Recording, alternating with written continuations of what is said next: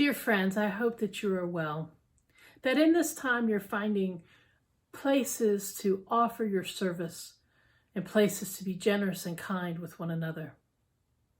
There can be no doubt that as a people, we are passionate about what we believe.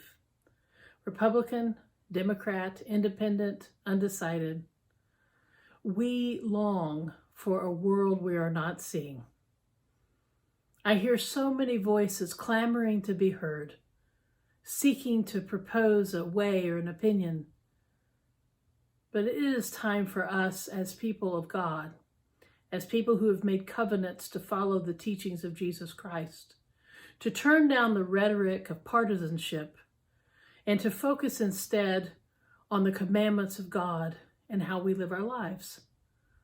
Loving God with all that we are. Loving Jesus in all whom we meet.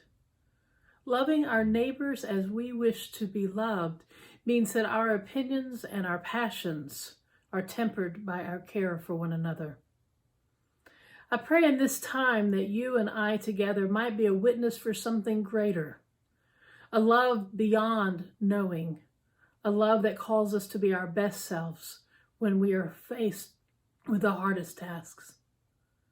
In this time, I hope that we can pray together leading up to the election, seeking God's call not only for our country or our nation, but most especially for each one of us in our own communities and in our place. How might we take that message of love to our neighbors and especially to those with whom we disagree passionately? It is good to have passionate debate. It is good to talk and to reason together about answers.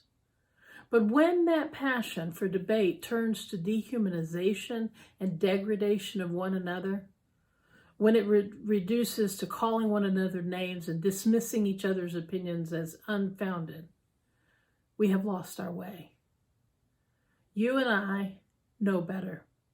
And as Maya Angelou would tell us, once we know better, we must do better. So I invite you to pray with me for our nation and to pray for those with whom you disagree, that somehow we may together find the love of God uniting us and empowering us, that which we hope may indeed come to pass, a nation in which each person has freedom and liberty and experiences the love of God in their lives. Blessings to you this day.